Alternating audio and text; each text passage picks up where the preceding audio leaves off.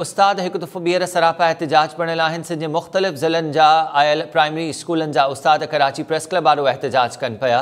एहतजाज कंदड़ उस्तादनि सां ॻाल्हियूं करण जे लाइ तालीम खाते जो स्पेशल सेक्रेटरी परवेज़ बलोच भी पहुची वियो आहे। एहतजाज कंदड़ प्राइमरी उस्तादनि जो चवणु आहे त 2001 खां 2019 ताईं भर्ती कयल प्राइमरी उस्तादनि खे पको कयो वञे। बायोमेट्रिक सूबाई सतह तां ख़त्म करे ज़िलई सतह ते कई वञे। उस्ताद इहो एहतजाज में मुतालबो कनि पिया जॾहिं त पेटे अलिफ अॻवाणनि चिताव बि ॾिनो आहे त मुतालबा मंज़ूर न थियण जी सूरत में CM हाउस ॾांहुं मार्च कयो वेंदो। फ़कीर सलीम खां हिन एहतजाज बाबति वधीक तफ़सील मालूम कयूं था। फ़कीर सलीम, आगाह कजो, पेटे अलिफ जा इहे मुख़्तलिफ़ अॻवान उस्ताद आहिनि जेके प्राइमरी उस्ताद आहिनि, मुख़्तलिफ़ ज़िलनि खां अची हिननि एहतजाज शुरू कयो आहे। हिननि जा छा मुतालबा आहिनि ऐं हिते ॻाल्हियूं करण जे लाइ स्पेशल सेक्रेटरी तालीम खातो बि पहुतो आहे? मुख़्तलिफ़ ज़िलनि मां आयल ही प्राइमरी स्कूल जो वॾो अंग है। मुझे कैमरामैन तक ॾेखारे सके तो ही उहे प्राइमरी टीचर्स आहिनि जेके कराची प्रेस क्लब वारो धरणो हणी वेठल आहिनि। हिननि जा मुतालबा ये आहिनि त 2001 खां वठी ऐं 2019 ताईं जेके उस्ताद प्राइमरी स्कूल टीचर भर्ती थिया आहिनि उन्हनि खे रेगुलर कयो वञे। इन खां अलावा जेके उन्हनि को हेडमास्टरी अलाउंस आहे उहो सिर्फ़ु 60 रुपया ॾिनो वञे तो माहवार, उनखे वधाए 5000 खां 10000 कयो वञे। जॾहिं बायोमेट्रिक जो जेको अटेंडेंस आहे उहा सूबाई सतह ते ख़त्म करे ज़िले सतह ते मुंतक़िल कई वञे। इन खां अलावा ॿिया हिन जा केतिरा ई मसइला आहिनि जंहिंजे लाइ ही कराची प्रेस क्लब वारो एहतजाज करे हिन सां ॻाल्हियुनि जे लाइ जेको तालीम खाते जो स्पेशल सेक्रेटरी आहे परवेज़ बलोच ऐं डिप्टी सेक्रेटरी अकबर ब्रह्मानी उहे हिते पहुतल आहिनि ॻाल्हियुनि जे लाइ। ऐं जेका मरकज़ी क़यादत आहे उहा हिन सां ॻाल्हियूं करे असां सां गॾु मौजूदु आहे पेटे अलिफ सिंध जो सदर आहे शफ़ी मोहम्मद सटियो साहब। हाजी साहब, तव्हां इहो ॿुधाइजो तव्हां कहिड़ा मुतालबा खणी एहतजाज कयो पिया था ऐं हिते जेको तव्हां कराची प्रेस क्लब वारो जो पहुता आहियो तव्हांजा मुतालबा तस्लीम न कया विया, तव्हां ते कहिड़ी हिकमत अमली आहे? साईं, मुंहिंजा सिंध जा सेवी उस्ताद तव्हां ॾिसो पिया हींअर कराची प्रेस क्लब ते गॾनि। असां हरूभरू असांखे शौक़ु न आहे त असीं कराची प्रेस क्लब ते गॾु थियूं, पर मजबूर थी सिंध जा प्राइमरी उस्ताद पंहिंजे जाइज़ मुतालबनि जे लाइ जेके गवर्नमेंट खे मञिया आहिनि 2000 खां 2019 ताईं पूरी सिंध में नौजवान मेरिट ते उस्ताद भर्ती थिया आहिनि। उनखे डेट ऑफ अपॉइंटमेंट सां रेगुलर नथो कयो वञे।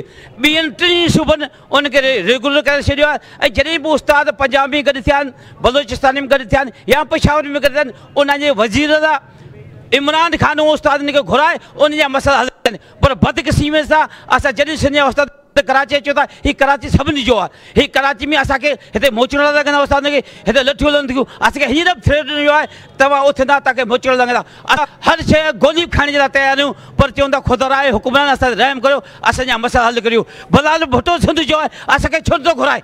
छा असां सिंधी रहवासी न आहियूं छा? हो मुलाक़नि ते मिटिंगूं कोन थो छा? बायोमेट्रिक सिस्टम तव्हां सिर्फ़ु कराची में लागू कयो आहे, जिते लाखों रुपया रिश्वत खां पोइ सिंध जा उस्तादनि जी बायोमेट्रिक चेंज था करियो। उस्ताद मामूली ॻाल्हि ते सेक्रेटरी साहिबु उस्ताद खे सस्पेंड करिजे। तव्हां सिंध जी प्राइमरी तालीम तबाह करण जा कई तजुर्बा कया, उन में कैंपस क्लस्टर हब ख़बर छा छा तव्हां कया। सिंध जो प्राइमरी उस्ताद रिटायर थो थिए, सालनि ताईं दौड़े थो। रिटायरमेंट ते उस्ताद चाहींदो आहे मुंहिंजी न्याणी ऐं शादी कंदुसि, मूंखे घर ठाहिणो आहे, मुंहिंजी ख़ुशियूं मूंखे तॾहिं मतिलबु 60 सालनि खां पोइ जॾहिं मूंखे पैसा मिलंदा उन मां पंहिंजो अजो ठाहींदुसि। बदक़िस्मती सां वाहिद सुबुह सिंध जिते प्राइमरी रिटायर थिए उनखे पैसा नथा मिलनि। TO DO डायरेक्टर उनखां रिश्वत वठी ऐं ट्रेजरी ऑफिसर हुनजा अधु पैसा रिश्वत वठी पोइ हुनखे पेमेंट कई वेंदी आहे। हुनजी अरमान जो खून कयो वेंदो आहे। हिते ज़ुल्म न आहे, हिते ॿियो छा आहे? क़ौम कॾहिं बि तरक़ी कान कंदी। उस्ताद जी ख़ुशहाली सिंध जी ख़ुशहाली। असां उनखे सेक्रेटरी साहिब गुज़ारिश कई आहे, मूंसां मिनिस्टर साहिबु हींअर मैसेज ते ॻाल्हायो आहे। मुंहिंजी गुज़ारिश आहे असां उस्ताद आहियूं, असांखे ईअं तव्हां माज़ी में 50 दफ़ा ॻाल्हियूं करे तव्हां 4 जुमत करे एग्री असां चऊं त असांखे पंहिंजा जेके मसइला आहिनि उन जा नोटिफिकेशन ॾियो। तव्हां हींअर नोटिफिकेशन ॾियो, असां हींअर वापसि हलाए वेंदासीं। तव्हां नोटिफिकेशन ॾींदा असां लाज़मी तौरु वज़ीर हाउस सिंध जे माण्हुनि जे मसइलनि खे हल करण जो घर आहे। वज़ीर हाउस में मलाइके मीटिंगूं कोन था कनि। असां उस्ताद आहियूं, असां क़ौम जी तक़दीर सवरनि था। सिंध जा पूरे पाकिस्तान में उस्ताद खे सभु हक़ हासिल। वाहिद सिंध जो प्राइमरी उस्ताद आहे। यतीम आहे, तव्हांखे मोचड़ा हणो, लठी हणो, असां CM हाउस ते लाज़मी कंदासीं। असांखे वज़ीर हींअर घुराए, वज़ीर असांखे घुराए ॿुधे, बलाल भुट्टो असांखे घुराए ॿुधे, असांजी इज़त करे। वज़ीर तालीम साहिब खां गुज़ारिश थो करियां तूं अचु हिते उस्ताद ॿुध जी, तूं उस्ताद जो नुमाइंदो हुई, तूं असांजे तालीम खाते जो अॻुवान आहीं। जेसी तव्हां न ईंदा असांजे नोटिफिकेशन न मिलंदो तेसी असांजो हीउ एहतजाज जारी रहंदो तेजे घर न वेंदासीं।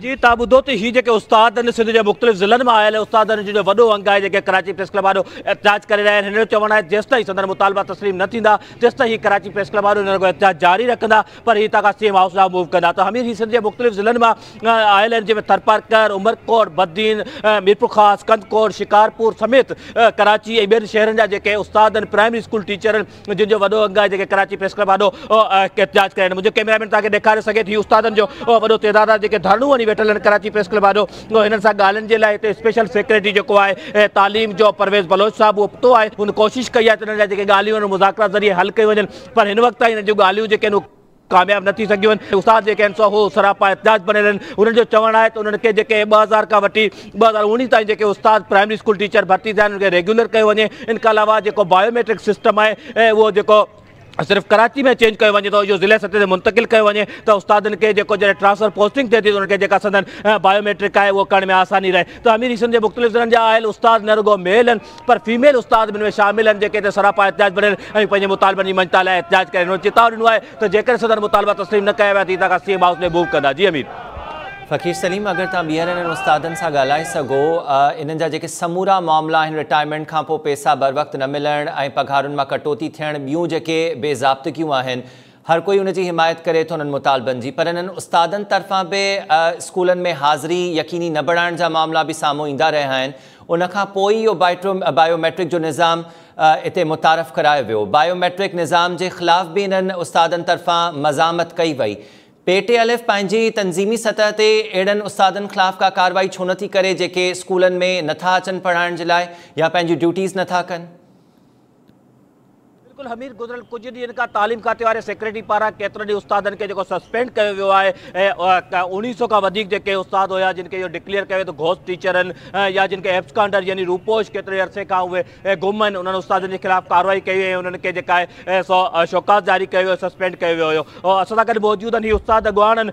तव्हां इहो ॿुधाइजो कि उस्ताद एहतजाज कनि था पर उस्ताद हाज़िरी ते नथा ॾियनि जिन जो बायोमेट्रिक जे करे जॾहिं गैर हाज़ुर थियनि था उनखे सस्पेंड कयो वञे थो त पेटे अलिफ़ उन्हनि उस्तादनि सां गॾु छो बीहे थी घोस्ट टीचर जे ख़िलाफ़ पेटे अलिफ़ छो नथी आवाज़ उथारे? साईं मुंहिंजा जेके उस्ताद आहिनि घोस्ट आहिनि कोन DO आहे उहो जेको आहे बदिलियूं करे थो उहो ज़िले जो मालिक आहे उस्ताद बिल्कुलु उनजो आर्डर ओबे करे थो। जॾहिं उस्ताद DO जो आर्डर ओबे करे थो पोइ उहे घोस्ट कीअं आहिनि त ज़ाहिर आहे उहे ॾूरां जेके इलाइक़नि में उस्ताद जेको आहे वेंदो आहे ड्यूटी करणु DO जेको आहे असांजो परमानेंट ऑफिसर आहे असां उनजा मातहत आहियूं उहो जिथे बि असांखे हुकुम कंदो असां उहो जेको आहे उहो हुते पंहिंजो ड्यूटी अदा कयूं था।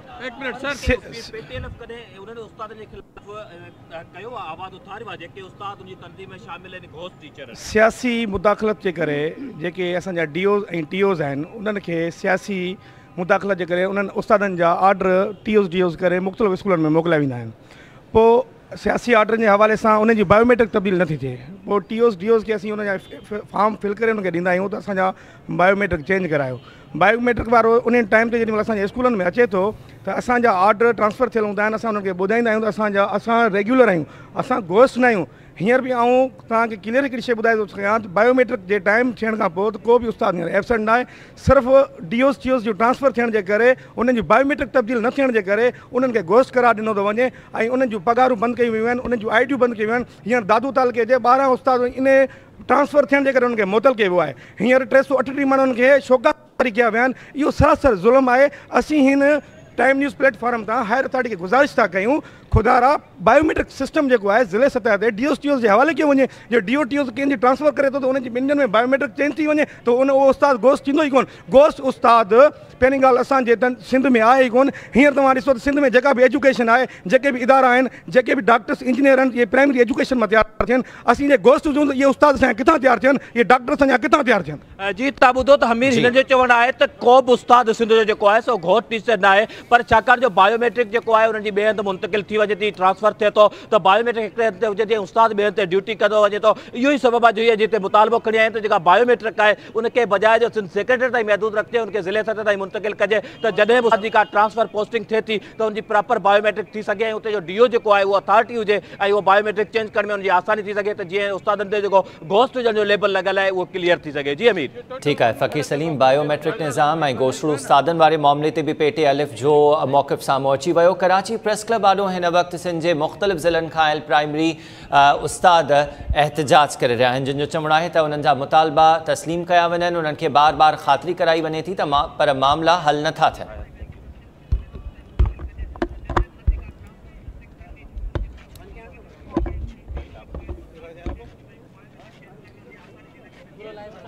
कराची प्रेस क्लब आॾो हिन वक़्तु सिंध जे मुख़्तलिफ़ ज़िलनि खां आयल प्राइमरी उस्ताद मुतालबनि जी मनता लाइ एहतजाज करे रहिया आहिनि।